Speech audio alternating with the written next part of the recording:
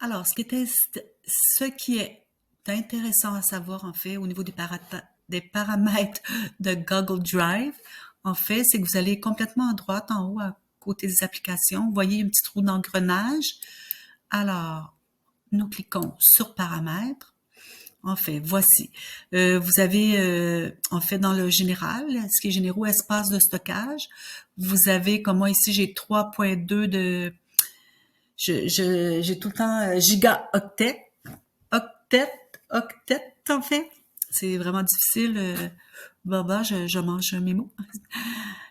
Utilisez sur 15. Vous avez une capacité de 15, en fait. Si vous dépassez ça, vous pouvez acheter de l'espace de stockage. Convertir les fichiers importés. Convertir les fichiers importés au format Google Doc.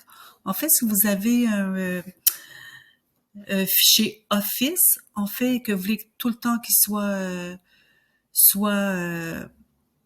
en Google Doc, alors vous devez faire ça, mais moi, je vous dirais de ne pas le mettre parce que vous allez pouvoir le faire manuellement, en fait, dans votre Drive. Alors, moi, je vais vous emmener dans un mode hors connexion. Alors ici, c'est préférable, en fait, de mettre le crochet parce que, dans le fond, c'est que vous allez pouvoir créer, ouvrir et modifier vos dossiers en étant non hors connexion, en fait. Et ça arrive souvent que Internet va lâcher tout ça, alors ça vous permet, sans contrainte, d'utiliser leur connexion. Alors, moi, je vous conseille, en fait, de mettre ce crochet-là. Alors, je ne vous montrerai pas tout ce qui est dans les paramètres, mais au moins les principales. Alors, ici, ben, je peux aller voir dans les notifications, recevoir une notification dans votre navigateur chaque fois qu'un élément Google Drive est mis à jour. En fait, ça dépend de chacun. Si vous voulez revoir, c'est plus facile pour vous. Moi, je l'ai pas mis, en fait, parce que je vais le voir automatique.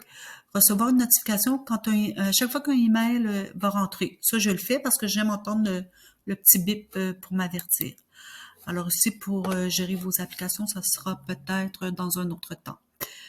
Alors, c'est tout pour les paramètres et je ferai remarquer aussi qu'il y a des paramètres dans votre boîte Gmail. En fait, je vous invite aussi à aller la consulter. Voilà pour ça.